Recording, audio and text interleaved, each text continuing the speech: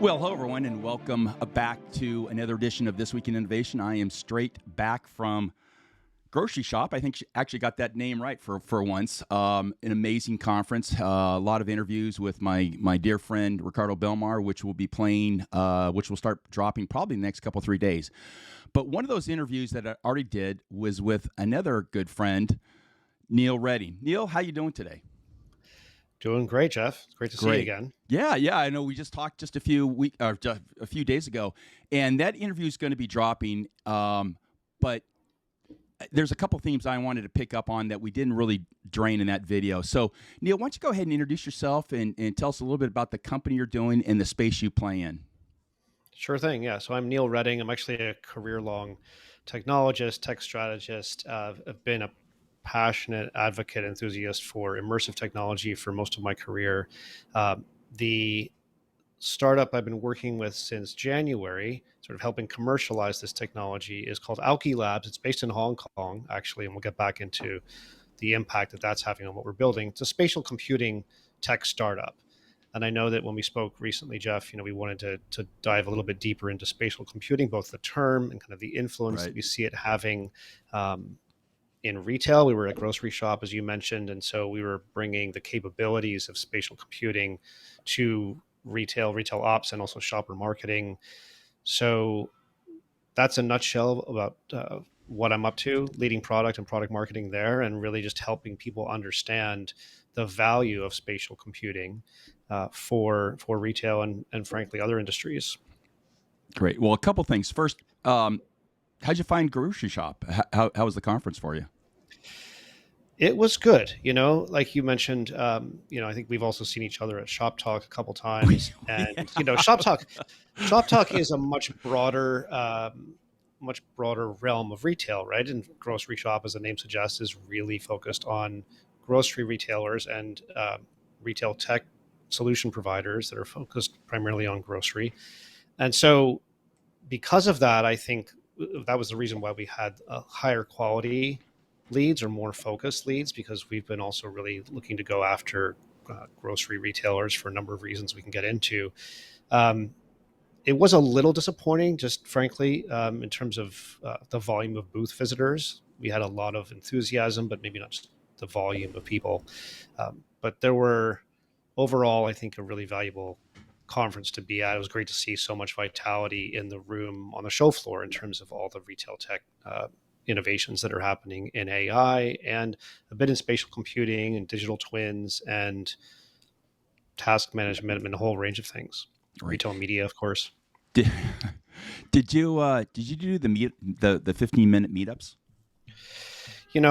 I did not this time. I spent time with a bunch of influencers, actually, and folks coming by the booth, and a couple of colleagues did a lot of the 15-minute meetups. And yeah, we had the good fortune of being able to meet with a number of decision makers at large grocery retail chains, which is really what we were there to do. I mean, that's the primary thing we're looking to do. And secondarily, we had a lot of great meetings with prospective integration partners, implementation partners, because really what we're building at Auki Labs for retail is a technology and a capability to place digital content and information in physical space using our coordinate system that, just to describe it briefly, and we can get more deeply into this, but we set up a coordinate system by placing only QR codes in a space, scanning them using our setup software, and then we have what we call a domain in that space. We've been focusing on front of house for retail, although it's not necessarily a front of house technology, but for grocery retail task management and associate productivity is where we're focused, as well as the shopper marketing realm. And so both of those kind of realms of capabilities are relevant in the front of house for retail and particularly grocery. So that was a lot more than you just asked for. I mean, you're asking about the meetings. We got to meet with a lot of different folks that had interest, and I wanted to just lay out the groundwork in terms of sure. what we're One building. last question on that, and then we'll get to a term that you dropped on me that I'd heard once before, and we would definitely want to unpack that. But 15 minutes, does that work for you? And did did you have to almost practice to train for that 15-minute meeting? Because as an analyst, it took me 2 shows to really understand how to use 15 minutes. It does take practice for sure. We do a lot of pitching, and we've been spending months, refining the way we pitch what we do, and so I think you're seeing me even in this conversation trying to make sure that like however much time we have, we get in sort of the core message of what we're doing. So yeah, we've practiced a lot, and we've been refining and honing our message, particularly for the retail audience. So I think that's it does take practice, but which I think is a big takeaway a big takeaway for all the startups, to get tighter and tighter and tighter, and not try to drain everything. And so good exercise. We go back to a clubhouse room, didn't we? Is that where we first met each other? Were you in one of Ricardo's clubhouse rooms? Absolutely, yeah. I mean, that's how, in fact, I met a whole bunch of folks. I'd been doing work in retail technology and sort of using technology to create digital experience in retail, going back kind of to my New York agency days, middle of the teens, I guess. And then also starting in 2015 at Gensler, this architecture and interior design firm where we do a lot of work in physical space for retailers. And really since then, the last 6 or 7 years, I've been really passionately focused on what digital can be in physical space, writing about that, speaking about it, doing work with various consultancies and various brands and businesses that have physical space. Most of them are retailers of some form, right? They have run commercial spaces. Some of them tend to be, malls or event venues, but it's mostly retail where, there's that level of interest. Which explains your use of the word spatial computing. So, first time I've heard that used in retail. I think that goes back to an Apple announcement. So, could you maybe unpack what you mean by that? I think when we first talked, what is it, a couple of years ago, you were talking about augmented reality. You might have even been talking about the metaverse stuff. So I would love to understand really what you mean by spatial computing. Is it relevant for retail? Where you think it's going? And I know your app is something I'm really interested in, because I'm really interested in getting to the right foods and grocery, and you have that ability to do that. So, maybe take us down the whole spatial computing route and what it means for retail and what you're doing with it. Sure thing. That's kind of everything right there. So, we can start with the terms. We can start with the terms, right? Because I think that's what you're asking. Right. So spatial computing, you mentioned not ever having heard that term in context of retail. Correct. So I think this is a good sign. I mean, we think this is a good sign where we feel like we're doing something different at Auki Labs.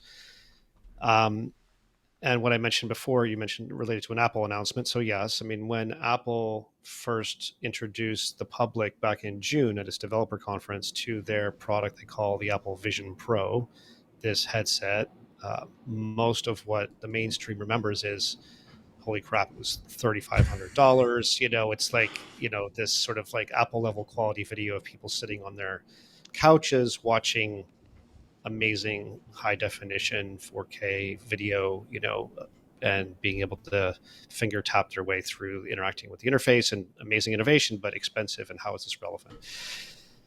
The term, though, the term actually spatial computing goes back to the 90s, at least, although it hasn't been the beneficiary, shall we say, of a buzzword kind of wave yet.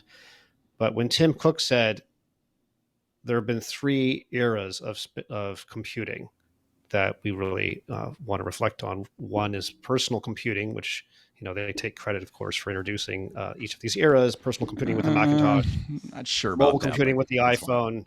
Yeah, that's Apple's kind of audacity, right? So personal computing, Macintosh, mobile computing, iPhone, and spatial computing, this new era that they're really announcing. It's not just a new product, but a new era with the Apple Vision Pro.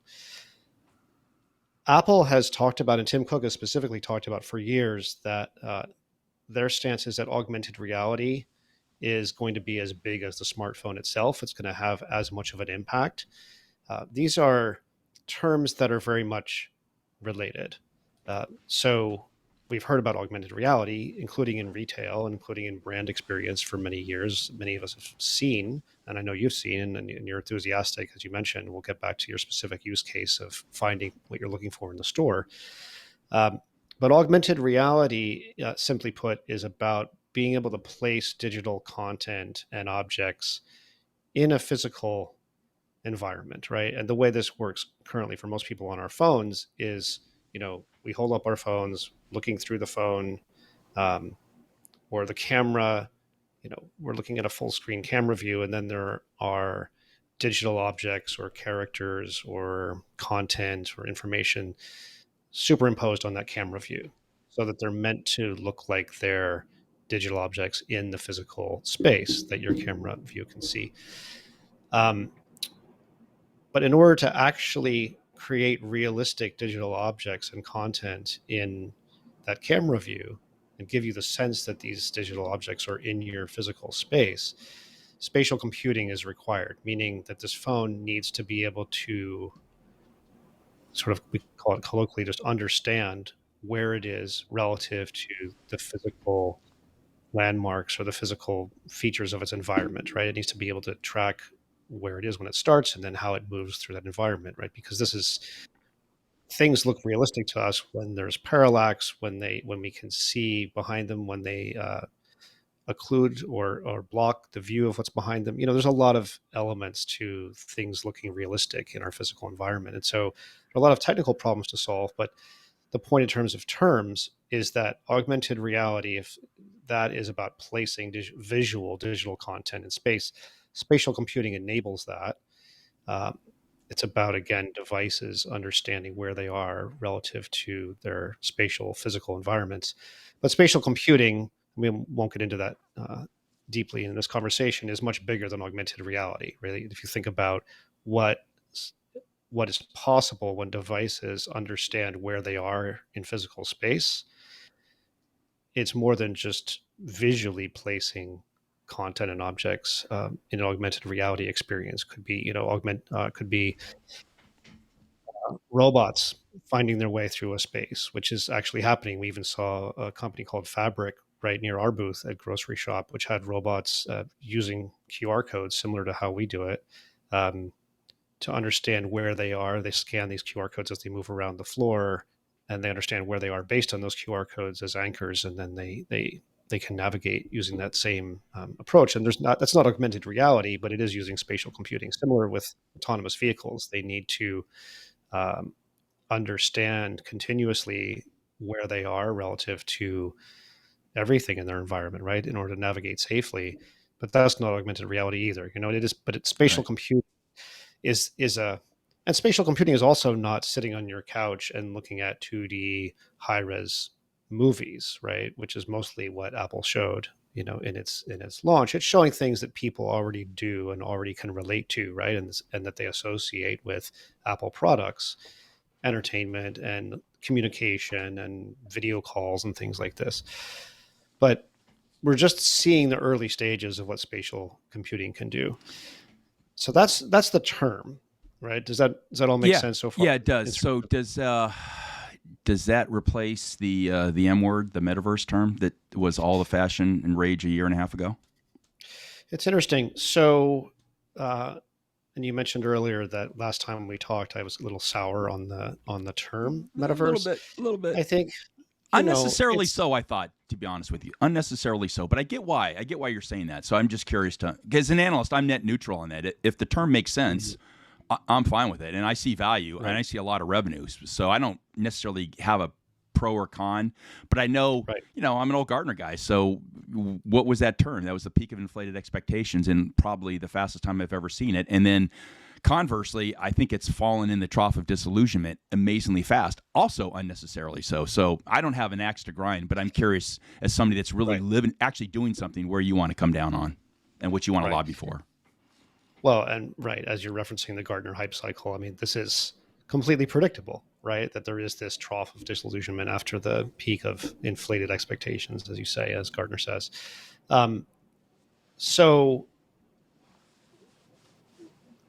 many conversations happened over the last couple of years about how do we define the metaverse. Even the most prominent proponents of the term and the concept, most prominent influencers and thought leaders out there talking about the metaverse, we're often talking about how it's not in the dictionary, it's not well defined.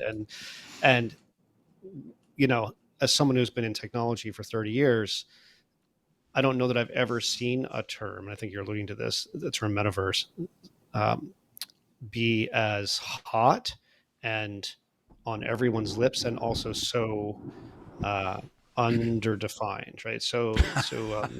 By Unclear, definition, right? without a doubt. Underclear, right? Without I a mean, you doubt. had people saying that it is immersive worlds like Roblox and Fortnite. You had people saying it's everything blockchain and crypto and NFTs.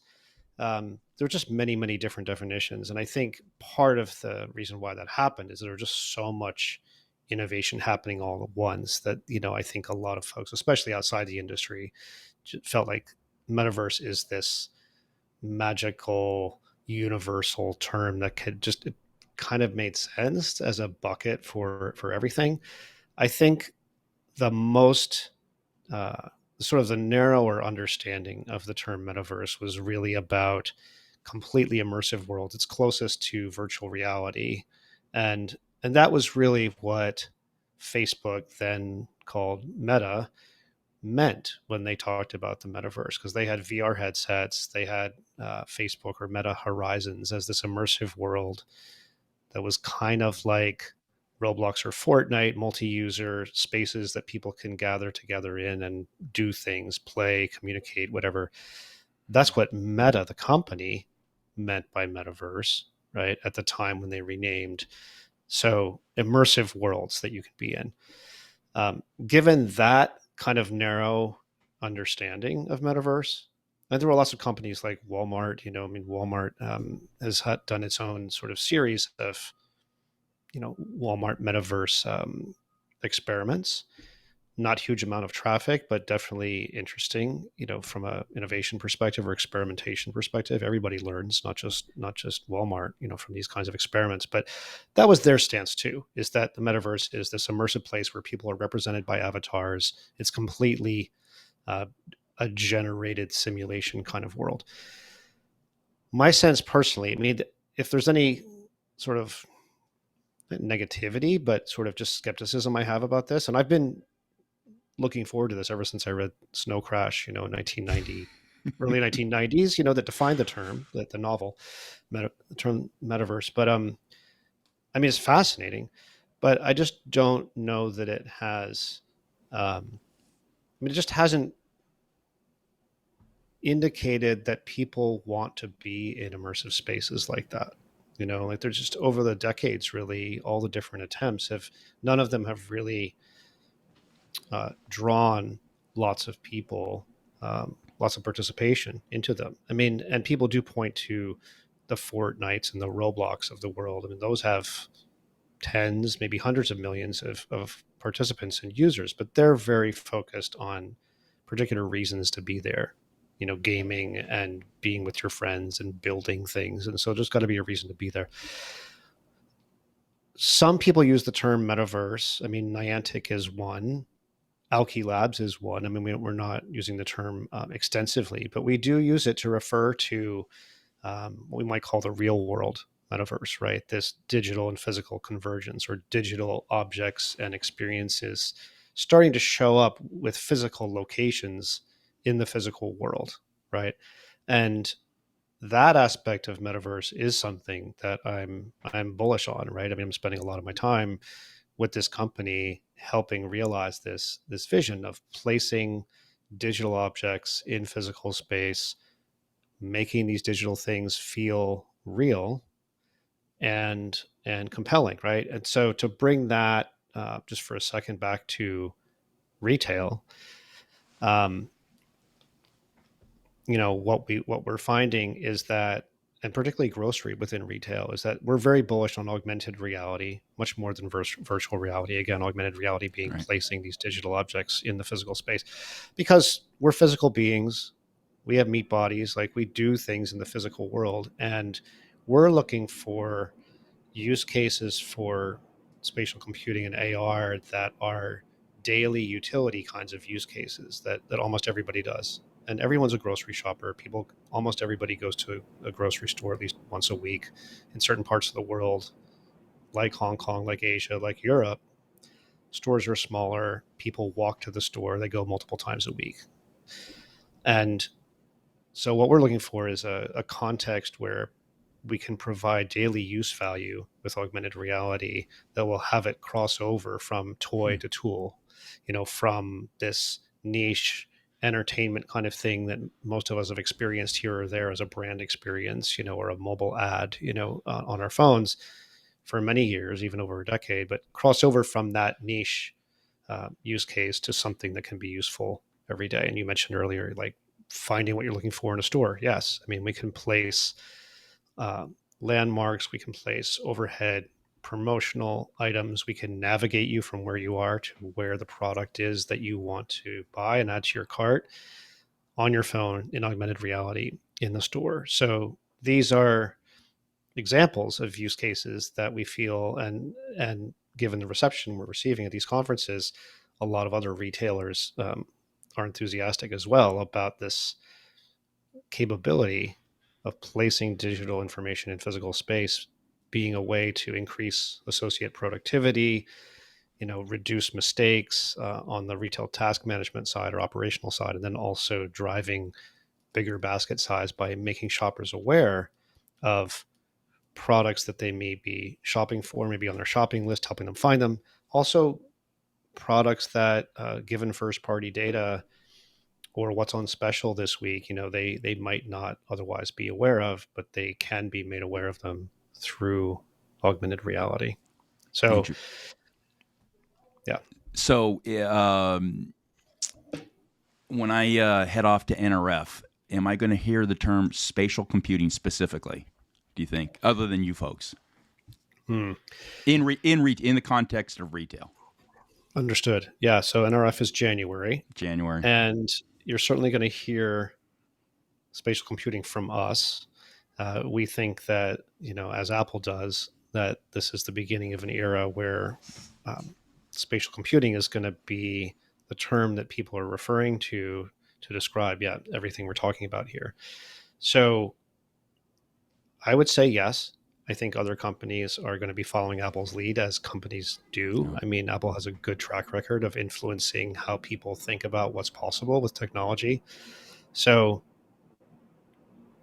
I'll just leave it at that. There you I go. think the answer is yes. Yeah. No, I mean, as an analyst, it makes sense to me. One, it's not the worst thing to get synced up with where Apple's going, without a doubt. And then the fact I can drop not only just augmented reality, which to me is a no-brainer, virtual reality yet to be determined.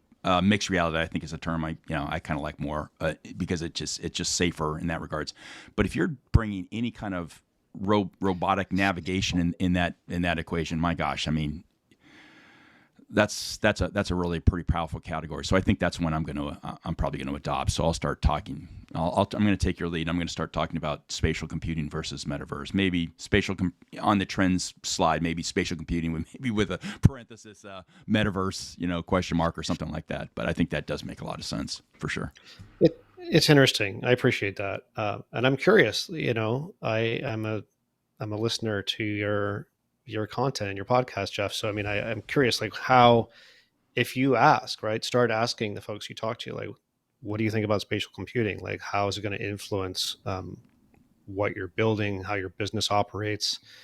Be interesting as a prompt, right, to sort of see over the next few months, and reference the fact that Apple, I mean, it's a big deal to say this is a new era of computing that sits alongside as a sequence personal computing and mobile computing. Though we know how enormous the impact each of those eras of computing have been, right? Right.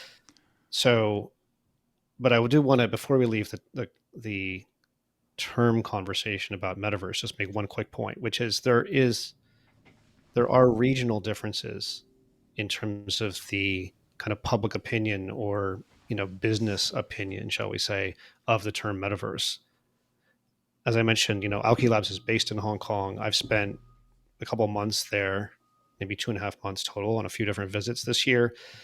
There, even with grocery retailers, there is a lot of enthusiasm still for the term metaverse, the concept metaverse, and in that cultural and business context of Southeast Asia, we've been using the term retail metaverse because our Interesting. prospective customers have been talking about the retail metaverse.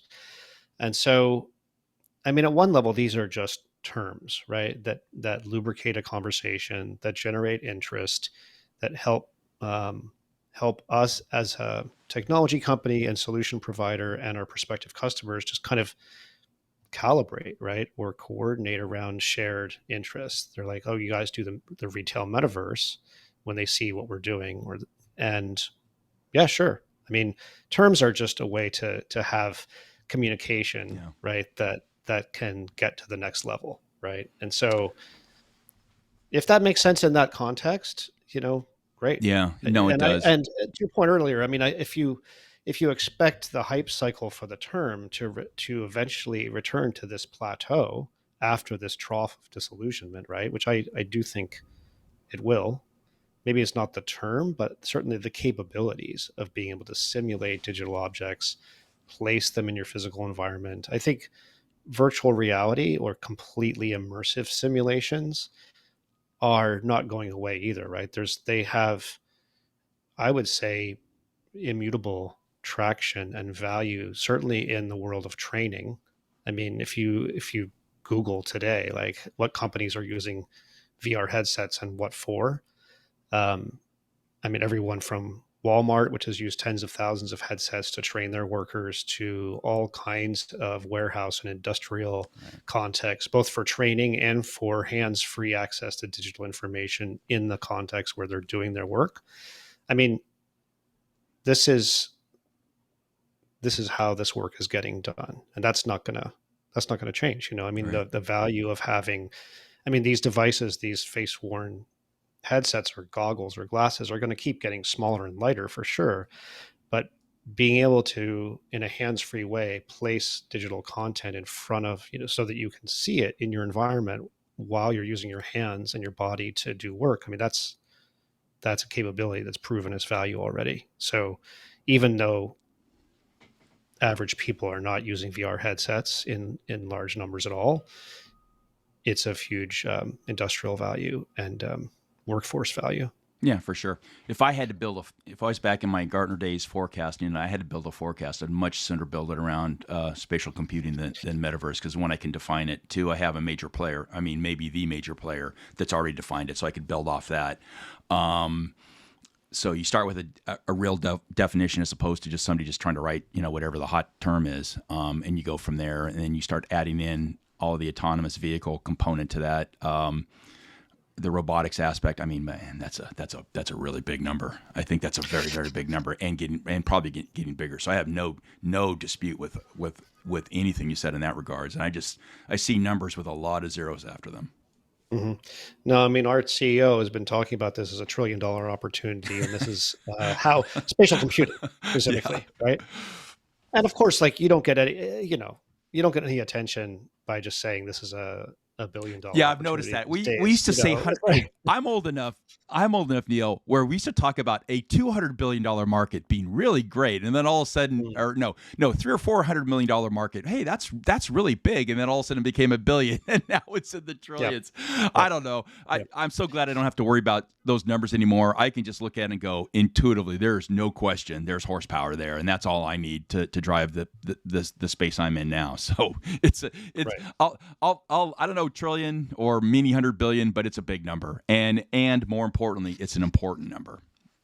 Right. Well, I mean, look, so another way of sort of conceptually calibrating the numbers is like, what has the size of the iPhone or the mobile computing market been? Do you have like a rough sense? Gosh, if I'm just asking you, right, as an analyst, over, I don't know, the last 15 years, even just it's a very big number. Of the iPhone, very big number. It's a pretty big number, right? And I wouldn't be surprised if it's multi-trillions. It depends on how you count it, right? I'm not saying trillions of dollars of iPhones have been sold, but maybe trillions of dollars of smartphones, but certainly trillions of all that hardware plus all of the software and businesses that have resulted from the possibilities that mobile devices that's fair. create, right?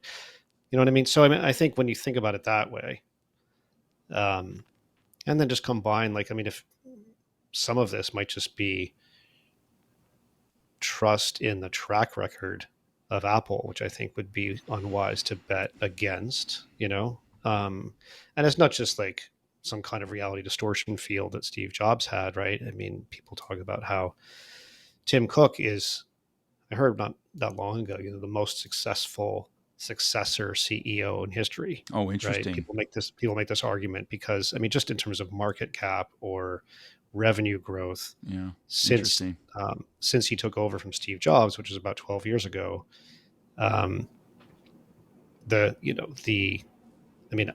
I don't know offhand, but I think Apple is maybe 10 times the market cap, and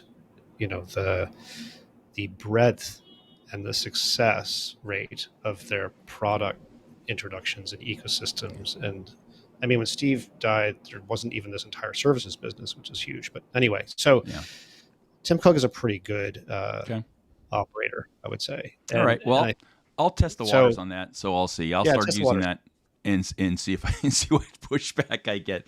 But I'm curious. Yeah, very good. Now, I think you have a video for us, correct? I do indeed. I was about to suggest that we bring that up. So let me tee this up or set some context. So as I mentioned, the company I work with is Auki Labs. This is our product we're calling Convergent. We called it this because it's really short for this convergence of digital and physical.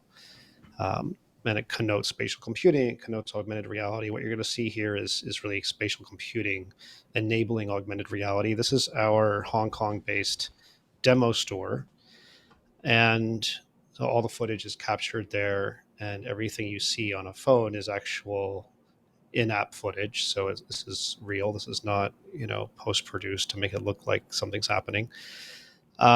These 4 elements of the Convergent suite, layout, search, notes, and promos that we're seeing here at the beginning of the video, are currently distinct apps. They're elements of this product suite that we call Convergent. Layout and search and notes are all focused on retail operations and associates and helping associates be more productive with their time, saving time, reducing errors, and so on. And then promos is a shopper marketing capability also built on the same technology. And so you'll see a few seconds for each of these capabilities in the video. Our CEO is voicing them over. Just to describe what the value of each of these is. It's about a 2-minute video. And then you'll also see how easy it is to set up what I've called a domain, what we call a domain here, which is this 3D coordinate system that uses these QR codes on the floor as anchor points. So I would say roll it. And then we can chat sounds about good. It. So key point, 1, customer facing, which is promos, and associate facing, which is, I think, probably notes or in layout. Or no, all the first 3 are all associate facing. Associate, wow, actually. Very cool. And you'll understand what they are after you watch. Rolling. Computing platform for retail, allowing retailers to increase staff proficiency, reduce training costs, and operate more efficiently. Instead of relying on rote memorization of the store layout, Convergent Search allows for SKU-level navigation in your store so that even first-day staff members can find what they're looking for.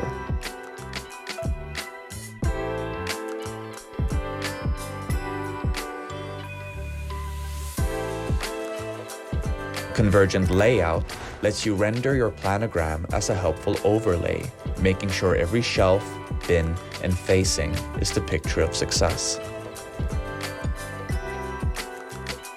For ad hoc tasks and well-placed reminders, Convergent Notes helps your staff communicate and transfer knowledge faster than ever. But your domain can also be opened up to your store visitors, giving you channels to communicate and engage with them in the moment of truth. Convergent Promos lets you do shopper marketing in your domain with AR promotions that can be contextual, day-parted, and published instantly across all or some of your locations.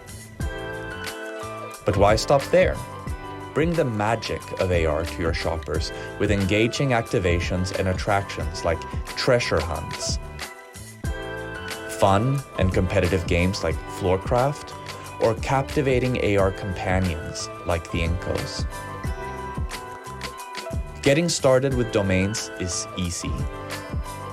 Simply place Lighthouse QR codes as reference markers wherever you want your domain to be accessible and define your walkable areas. Your typical store is set up in minutes by your own local staff. Domains are reusable across all of your apps, letting you make the most of your virtual real estate. What will you do with your domain? Auki Labs. Share your vision. Wow. Oops. Yeah. Wow. Very, very cool. So first thing, Neil, I noticed you're in that video, and congratulations on using proper lifting techniques on that very heavy package you were listing. Knees well placed, straight up lift. As an old facilities person, kudos on that. Well done on that. Thank you, sir. Yeah. So wow, very cool. How real is that? I mean, a great demo without a doubt, but how real is that? Where are we in adoption at this point? Yeah, I was waiting to hear your response rather than, I don't want to. That I was want to coming. hear because I know what you've seen, and I don't want to feed you the reaction. Where are we in terms of adoption? So we are in pilots with a handful of forward-thinking retailers right now. We are finding that while there is a lot of enthusiasm for the shopper marketing dimension of this for promos, that as soon as we get into conversations about how is this going to be deployed, retailers, especially grocery retailers, have their own mobile apps that they're continually driving adoption of those apps, right? And so they want this capability to show up in those apps, and that's what we want as well. We've been anticipating this, and so there's just a longer lead time to make that work. That said, on the retail ops side, we have these apps ready to go, and so we're piloting them with grocery retailers, actually with a hotel lounge chain, with a large international sporting goods store. So there's a good diversity of our initial pilot beta customers. Those are all very nearby our Hong Kong headquarters and demo space that you just saw in the video. And we find that seeing is believing, and seeing in person is really even more powerful than watching a video like we just did. I mean, there's something really irresistible. This is also why we're showing up and creating booths that actually have these same domains, these same coordinate systems in them at these conferences, because when people have the phone in their hand and they interact with them and they see, this, I can scan the barcode of a product and be guided to where that needs to be restocked. In the case of this is a put back use case, right? As retailers would describe it, or grocery retailers especially, right? They're abandoned products all the time. People add them to their cart and then decide they don't want to actually buy them, so they leave them random places, or they leave them at the checkout. And so one of the daily tasks for associates in a grocery store is putbacks, right? Put the abandoned products back where they go. But often first day associates or under-trained. I mean, training is hard, training is expensive, training takes time. We hear often it takes 2+ weeks to train new associates. So they don't know necessarily where the product goes. And so being able to just scan the barcode on the product you're holding in your hand and then be guided to where it goes on the shelf, huge. Like, there's clear time savings with that. And we have apps out of the box that can be run and installed on retail associates' mobile devices to achieve that, right? I mean, that's what the search app that we just saw is capable of. Notes, similarly, it's think of it as simple as Post-its. It's just placing a note saying, hey, move this product to this shelf, and you can assign that to an associate, and then they can see it in space and know exactly where that task is to be executed. Another dimension of this is that we're getting a lot of enthusiasm about and sort of head nodding is that a lot of the miscommunication that results in mistaken task execution by store associates has to do with location, right? That you might say, oh, go put the spicy fried noodles on that shelf at the end of aisle 4, right?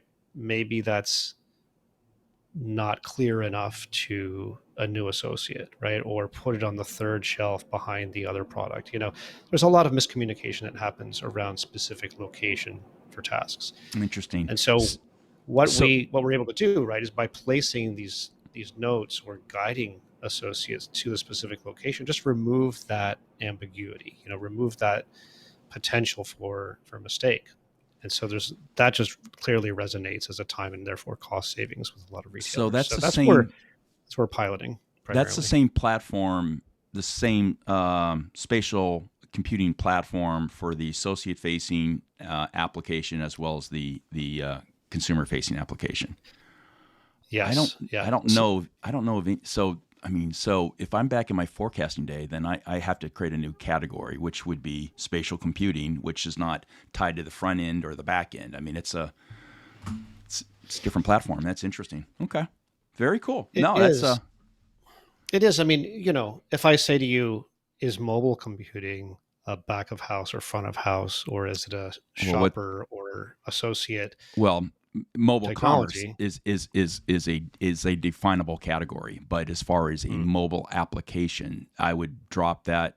I don't know. Actually, I don't remember where I used to put that. I don't know. It was that significant when I left Gartner to create a whole separate category. It's a very broad thing. Yeah. Right? To just say personal computing, mobile computing, spatial computing, I mean, these are very broad territories, right? Like what can you do with a mobile device?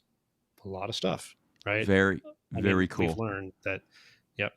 What is NRF a show you go to? Am I going to see in January in sunny New York City? We are looking at that very closely. As of this moment, I would expect that we are. I mean, so we're going to decide very soon. Okay. And so I expect that we will. We'll have a decision in the next week or two, I would say. Very cool. So, I mean, I'm based in New York, so right. So you're going to be around. You're going to be around the Javits. Subway ride. Yeah. I'll be around, and it has to do with we're going to go where we believe we're going to meet enthusiastic customers and prospects, right? And we've been doing that in Shoptalk in Vegas back in March, and then Barcelona Shoptalk, and then Grocery Shop and Paris Retail Week last week in Vegas and Paris, respectively. So, and we've got other conferences lined up for the next couple of months. But yeah, I mean, the NRF is really the next big one, certainly in North America. What's interesting about NRF is there's so much of NRF has spilled out of the Javits. So you have Hudson Yards, and you've got, last year you had Capgemini really do a whole thing. And this year, my understanding is there's many, many more players that are setting up. They're not alternative, but they're additive. And so folks that don't want to necessarily, go to the Javits are going to innovation labs all spread around. Bunch of other events that are outside the four walls of the Javits. So it's kind of become its own ecosystem. Well, Neil, thanks for enlightening me on spatial computing. I will take it to heart. I'll test it and see. It feels right to me. I like the category. It solves a lot of the problems that I had with trying to forecast the metaverse. I think it's definitive, and it, as I said, not the worst thing to get synced up with where one of the big players is defining. And I guess I'll have to hunt down that slide, the Apple slide that talking about the three eras of computing, and throw that in the deck for the big trends. That would probably go a long way to solving that. So I look forward to seeing the rollout of spatial computing, and we'll see where it goes. Congratulations, I think, on what is a really, really cool application. I think there's a lot of value to that, and we'll see where it goes. Yeah. Thanks, Jeff. I'm excited as well. I think 2024 is going to be a big year for this, right? We're going to see Apple's first headset.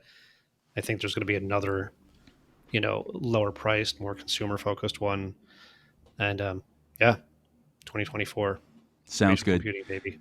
Yep. So for all our viewers and listeners, Ricardo Belmar and I did a full detailed conversation with Neil, so catch that. I think this is going to drop before that. But all in all, really enjoyed the conversation, Neil. Thanks again. Likewise, Jeff. Always a pleasure.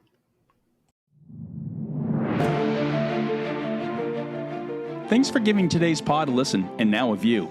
For more info, check out the show notes, and please give us a 5-star rating. Like and subscribe, as the kids say. It really helps us grow. If you'd like to be a guest, send me a note. We're always looking for innovative thought leaders and startups really doing interesting things.